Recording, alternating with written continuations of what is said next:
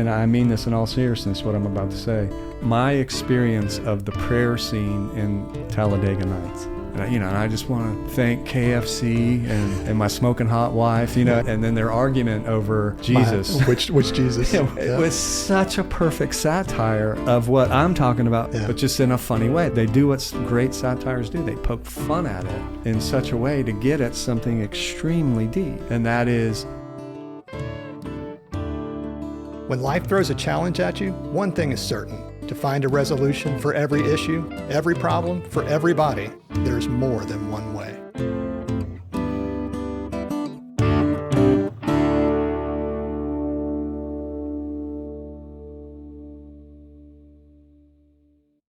so the other day, and I always start with so, I recognize that. I don't know why. It feels right.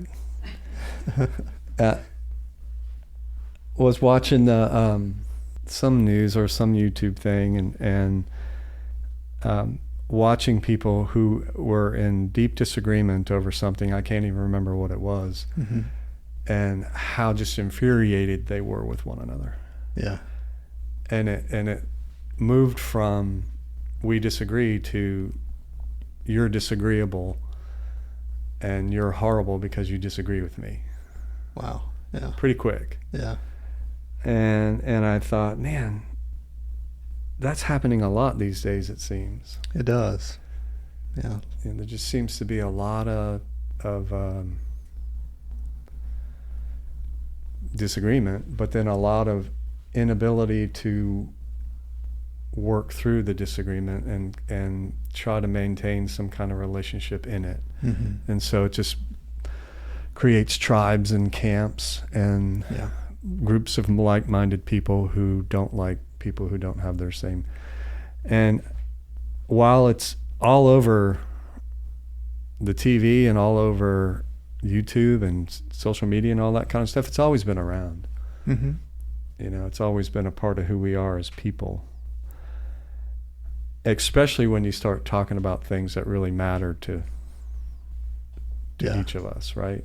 Things people have strong feelings about. Yeah, strong feelings, strong, you could say, beliefs. And the closer to the core of the person that the disagreement gets, the more enraged it seems people are. And in our day and age, politics seems to be holding a lot of that. Yeah.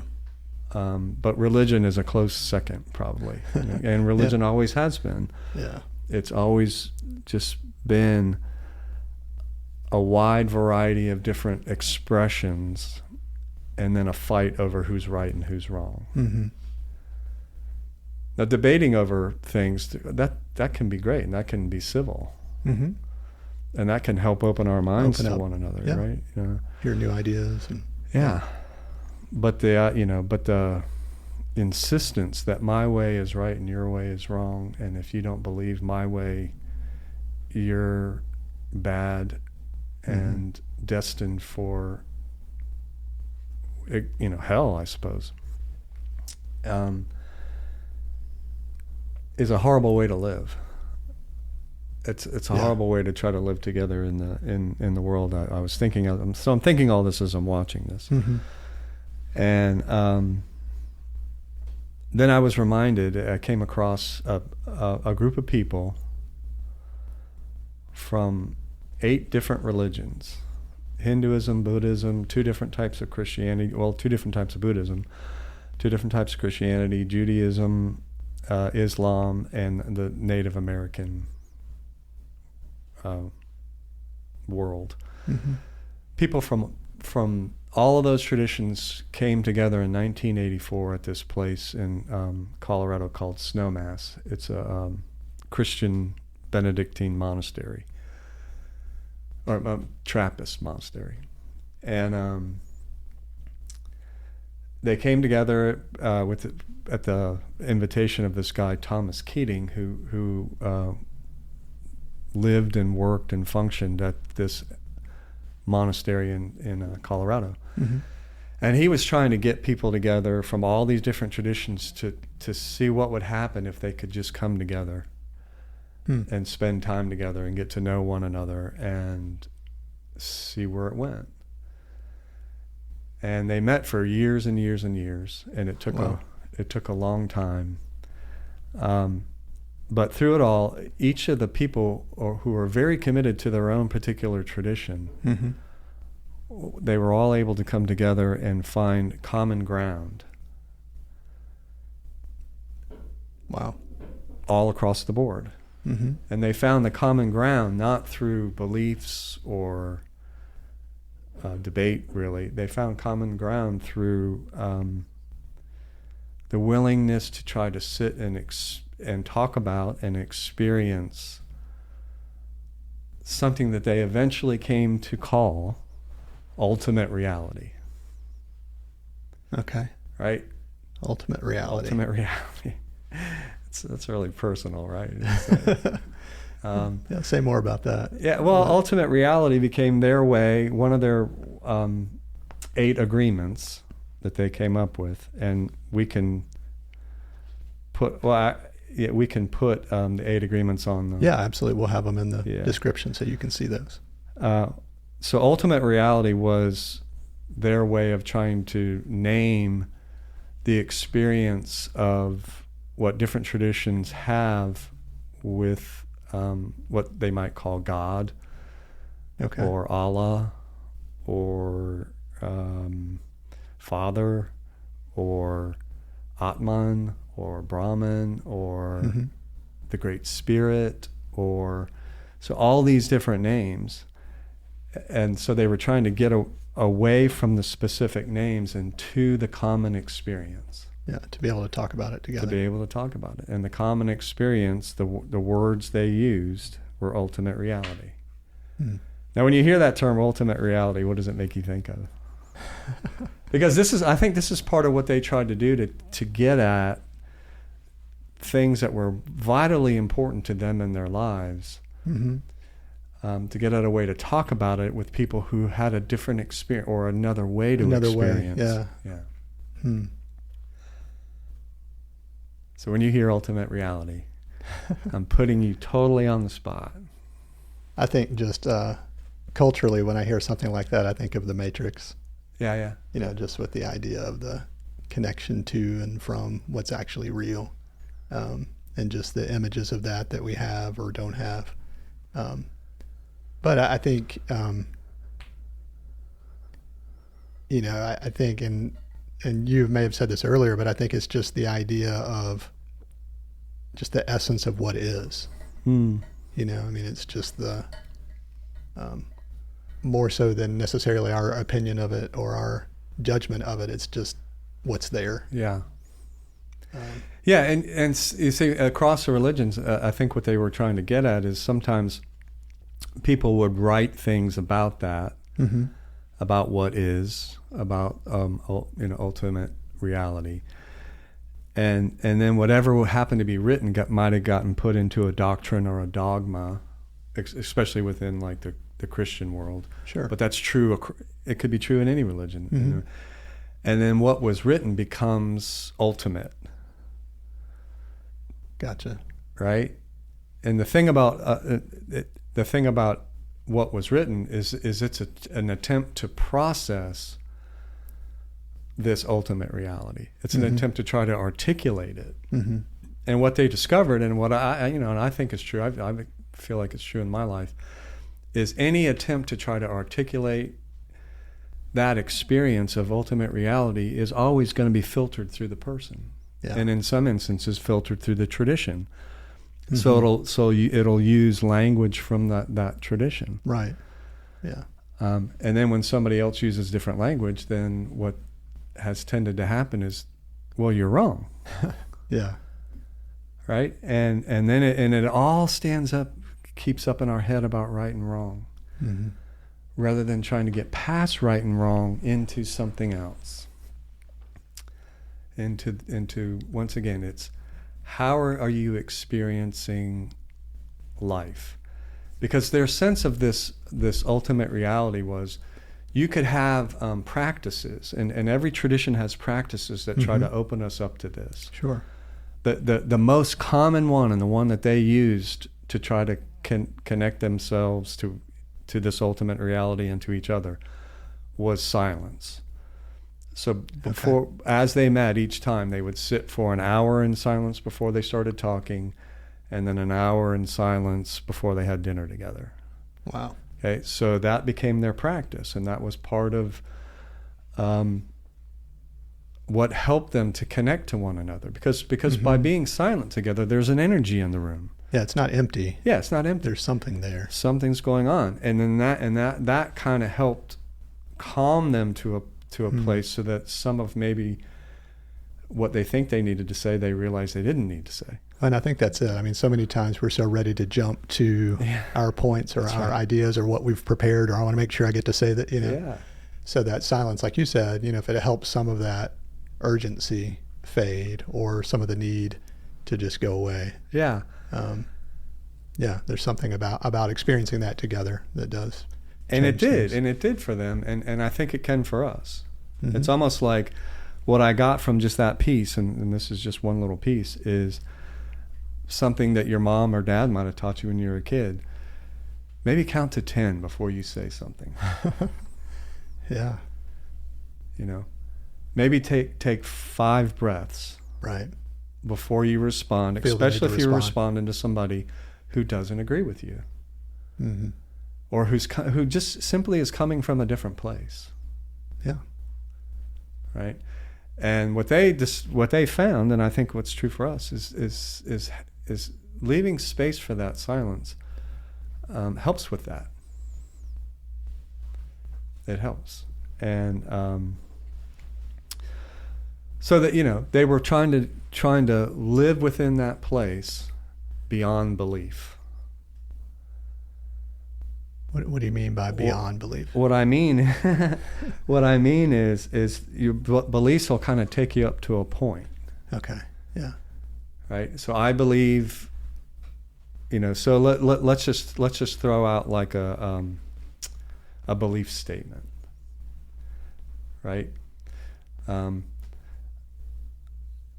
I believe that God is the creator of the world. Okay. Now, what can happen in a tradition is, well, God is this way, and God creates this way, and therefore the world looks like this. Right. Okay. Yeah. And then that becomes the framework. Okay. And that's okay. That's an okay framework. Well, what they try to do is then come in after sitting in silence, say, okay, so when you say God, what do you mean? Yeah. All those annoying questions that nobody really wants to try to get at. They're so hard to put words to. Yeah. But that's just it. That's what they were doing. So then they recognize, yes, this ultimate reality can't be captured by any one word. Right. It's bigger than that. It's bigger than that. And that can be true with a lot of things in life. Mm-hmm. Right? It might be more than what I've just been taught to believe. Life might be more than what I've just been taught to believe, and that part of what they discovered, and I think part of what we can discover, is that it's this ongoing, growth, but an ongoing openness to what is. Right. And trying to participate as fully and completely in what is as possible. Versus a race to an end point or a certain set. Yeah, or a fight over my way. What's right. Right. Yeah. Right. What's right and what's wrong. What's right and what's wrong can come into play. Mm-hmm. But somehow or another, there has to be an environment of trust and respect and openness, all of which they built over time. Right. Yeah. Intentionally. Yeah. Which says what to you? I just think that's something to learn from, for sure. I mean, I just think that the idea of having an awareness of who you're communicating with at the beginning, versus starting with your beliefs or opinions or thoughts, could change what I would say or how I would feel, Yeah. If I felt there was some connection before the debate, discussion, or conversation began. Yeah, and that takes time. It does, yeah. The very thing none of us has, right? Yeah, good point. So somehow or another, in order we don't have time, and we're not comfortable with silence. So an interesting place to be. Yeah, it's hard. And once again, so it makes what I glean from once again, all this is going on while I'm watching these people fight over what's right, what's wrong, what they believe, what somebody else, that whole thing, right? So it's like, how would those people do this? Yeah. And is that possible? Right? And so I don't know if they could do this, but it started getting inside of me to say, well, can I do this? Right. Can I try to step into each encounter with other people in this kind of a place, in a place of knowing where it is I am within the context of my tradition, but staying open to that there's other people in other places who have other ways of going about it. Just in general, in life, can I walk through life that way? Yeah. And I've been trying, and I have to say, it takes time and intention, and it's not easy. Yeah, for sure. Right? And what I recognize is once again, what makes it the hardest is how fast life moves. It's just very difficult to do any of this stuff that they're talking about on the fly. Right? So, yeah, when was it? It was probably about 6 or 7 podcasts ago when we had, what was your girl? Carrie Conti, yeah. And she talked about the pause. Right? And so it's like, how many pauses do I need throughout the day in order to get to a place where I can really do what they were able to do? Yeah. And it wasn't easy for them because, part of what they said, part of the deal is building an environment where this is possible and where people trust one another. And they said, where it was the hardest was one time they brought in some people from the outside to listen to them as they talked. Okay. And what they found was when they had an audience and they felt like they were playing to the audience, then they felt like they had to be more of a defender of their own tradition. Okay. Because it might not come across right. Yeah. And they felt like, one of the people said they felt like sometimes they were posturing a bit. Okay. To try to get their point across more. And I thought, well, yeah, that's what we do. That's what I do. Yeah. Right? Yeah. So it's like, okay, so when that starts happening, when I find myself starting to do that, can I take some of what they learned from being together to heart and realize, okay, not only just pause, but maybe wait. Yeah. Yeah. And just try to listen and hear and be present once again, because I'm articulating it the way I'm articulating it, whatever it is, and so is somebody else. And when the bigger the thing that we're trying to talk about is, the harder it is to talk about. Yeah. As those of you listening can probably tell. Yeah. The more we try to get into what is it that we mean within the Christian tradition when we say, I believe in God. And why does it cause so much conflict? Internally and externally. Internally and externally. Yeah. And then you're off to the races about all these things that we've just been talking about up to now. Because this God, the word God, does not capture the fullness of whatever it is that it's trying to capture. It can't. It can't do it. Yeah.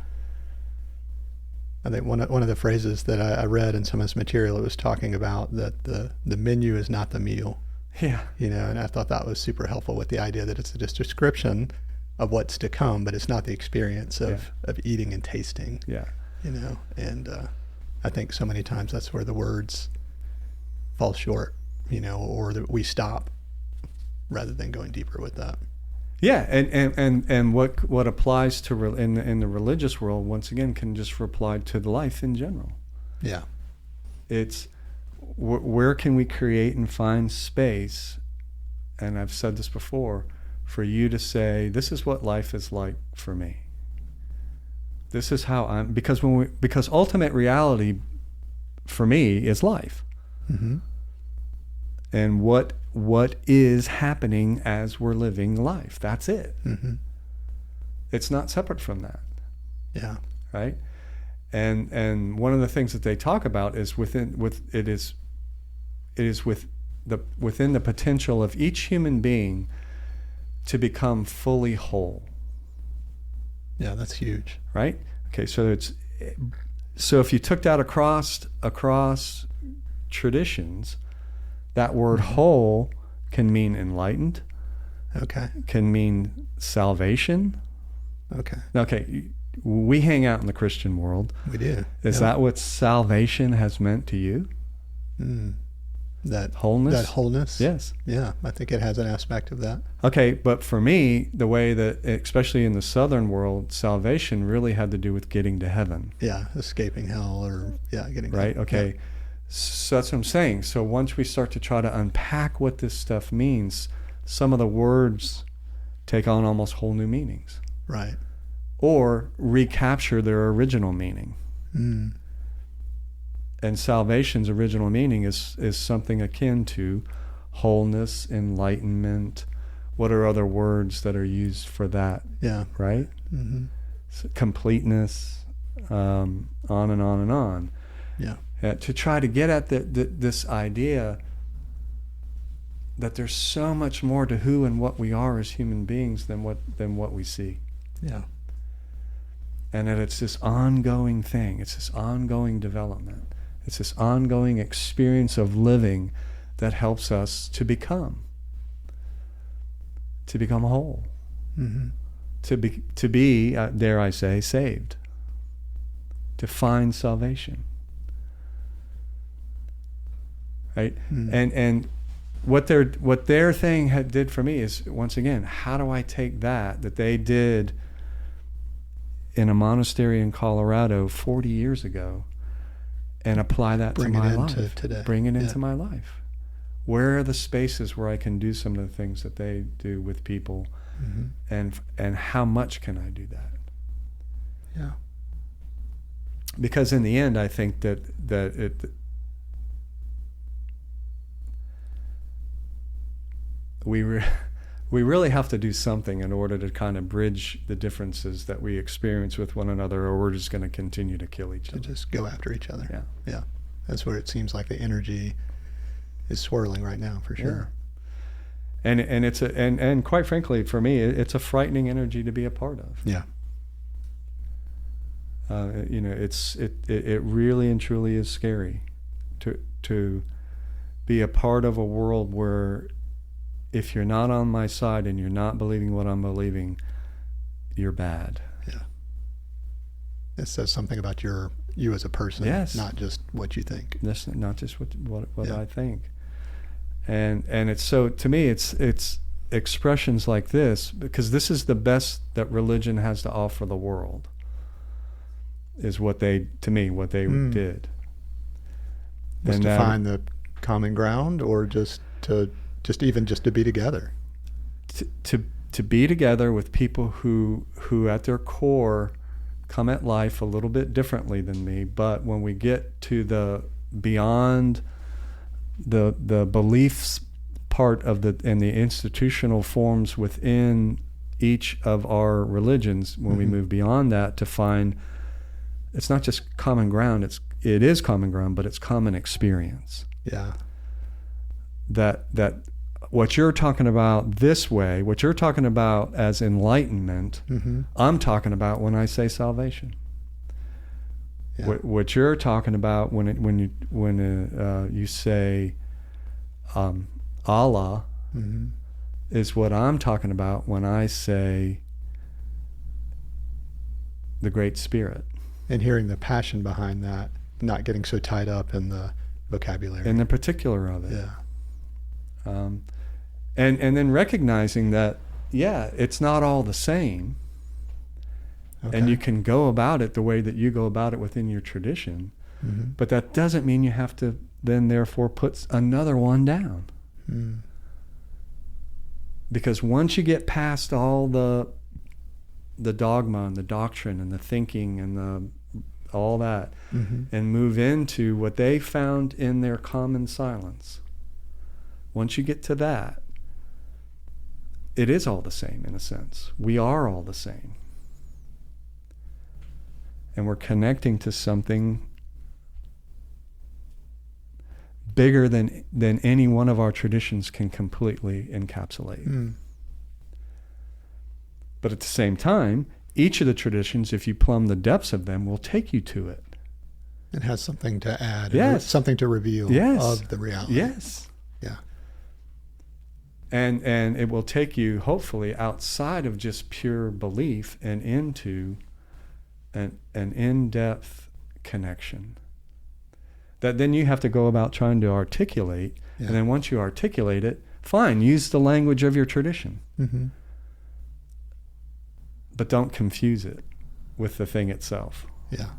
Okay. So, yeah, YouTube, right? I was watching a YouTube thing. And this all that's came out where of it that. went. This all came out of that. What does your algorithm do to hell with with that? YouTube. Yeah, right, yeah. Yeah, no, I mean, because it once again, it just takes me, it just saddens me. Yeah. To the point of just broken-hearted sadness. But you paid attention to the feeling that was happening Yeah. inside of you from what you were experiencing. Yeah. Versus just, I agree or disagree with that, or I'm on to the next video, or whatever. Right. You're like, why is this stirring what it's stirring in me? What is that? Yes. And I would say what that is something that's within me that's trying to connect with that ultimate reality. Mm-hmm. That in my own, just kind of like if I was in my agenda mind or my task mind or my critical mind, Mm-hmm. I would have just made a comment to myself, maybe screamed it out loud for everybody in the office to hear me for, and then I would have, like you said, moved on. Labeled to the it, next moved thing. on. I got a Yep. day job, for God's sakes. Right. I got to go Got get things stuff to do. done. Got to go pick something up. Yeah. Yeah. Yeah, it's like, Can't sit here and look at that. that's right. My God, what are you doing? So it's a 15-minute video that I've spent 4 days on. Wow. Because that thing within me that wants the experience of what they're talking about as ultimate reality Mm-hmm. wouldn't let it go. Yeah. It just wouldn't. It just couldn't. Mm. And that happens a lot to me. And I think it happens a lot to a lot of us. I think so too. Yeah. Whether we can immediately recognize it or sense it. Yeah. Like we feel something, or we feel something in our depth respond Yeah. with the idea of, hang on a second, maybe I shouldn't just push past this. Yeah. Right. For whatever reason. And it just nags and nags and nags Yep. until somehow or another you have a podcast about it or whatever. Yeah. Well, and I think there are things like that. I mean, they're little seeds that are planted in us and that keep coming up, or we keep running into a thought or an idea or something, and it's in a way trying to get our attention to consider it, Yeah. to think about it. Don't just recognize it, think about it. Yeah, and for me, that those seeds and that stuff, once again, that's all a part of ultimate reality. That's all a Breaking part in. of Yeah, it's like, will you pay attention to this? Yeah. Will you pay attention to this? And it can come through, as all the different traditions says, in a variety of different ways. Mm-hmm. But it will come through. And one of the things that I loved about it is, even though they're all in and of themselves religions, they all said, they got to a point where they could say, but this breaking through can happen in so-called non-religious ways. Yeah, I think that's important. Right? So the breaking through can happen in art, can happen in nature, YouTube. That's right. Music. In the weirdest ways. Yeah. Yeah. Unexpected ways. I still think like really good movies, really good. Oh man. I think they're part of our new scripture, as it were. I think they set the stage to shift our perspective for sure. Yeah. And there are times when, it just blows my mind that someone can create something that then you can observe or consider and it can shift you. There's something very powerful in that. Yeah. Yeah. That their expression can have an impact on you. No doubt about it. Does any movie pop into your head? Oh man. So here's a common experience. So here's something that's trying to get at some of what they're getting at, but through this venue. Yeah. Right. So I'm throwing the line out, trying to say, hey, I wonder if we have a common experience with. I think, and sometimes it's unexpected, like I'm not sure why, but like one movie that I really resonate with is Castaway. Oh yeah. The Tom Hanks movie where ends up shipwrecked, Yeah. But that one, I can remember watching that and then just sitting there not wanting to leave when it was over because it had done something. Wow. Yeah. And I'm still not sure why, but yeah. Sometimes I just think that happens where you just have that experience and you're like, man. Yeah. Yeah. Yeah. Fun, and I mean this in all seriousness, what I'm about to say. That was my experience of the prayer scene in Talladega Nights. It's an incredible Ricky Bobby. Ricky Bobby, yeah. Right. So that prayer scene of where they're, and I just want to thank KFC and my smoking hot wife, and that whole thing, and then their argument over Jesus. Which Jesus? Yeah, which Jesus? It was such a perfect satire of that was brilliant of what I'm talking about. I saw on some level on YouTube. Yeah. But just in a funny way. They do what great satires do. They poke fun at it in such a way to get at something extremely deep. And that is that really prayer? Yeah. Is that what it is? A monologue of wishes and hopes and thanks for making me the best driver out there, is that the deal? Right. And in a funny way, I use that clip when I tried to talk about prayer with people in our confirmation classes. Yeah. Because not to try to put that down, but to try to say, is that as far as it goes? Mm-hmm. You see, and then you got these guys and women, men and women, who came together for this dialogue, and they recognize, no, the deepest form of prayer we can get is just being together in this silence. Mm-hmm. And that something happens in it. So there's, right? Yeah. Right. So yeah, I think movies and other types of art do a really good job of helping open us up to ultimate reality. Yeah. And as goofy as that sounds, the Ricky Bobby, that's what it did for me. Yeah. Did you see Conclave? Man, it has a lot I to mean, say. I almost brought that up when we were talking about the movie thing, but there's no way to really talk about it without blowing it. The whole idea of that there's a new pope to be elected and just the factions that come together and what they bring and don't bring and posturing and just what it says about tradition and mystery and all the other pieces. It paints an interesting and picture. At the end is just like, once again, to me, using those threads at the in your thing, the end goes past all that. Yeah. Goes past all the posturing and the political, and he's liberal and he's conservative and he's a moderate, and let's lobby for one another and let's get together and tally to get this group of people voting for goes past all that into this whole realm of just pure mystery. Thank you for listening to this episode of the More Than One Way podcast, brought to you by the Center for Spiritual Practice in Knoxville, Tennessee. We really appreciate your time and would love to hear your feedback. You can reach us by emailing hello@morethanonewaypod.com, or you can connect with us on social media using the handle @morethanonewaypod. If you found this episode helpful, we hope that you'll share it with your friends, with your family, with people you work with all the people who you know. Thank you and take care.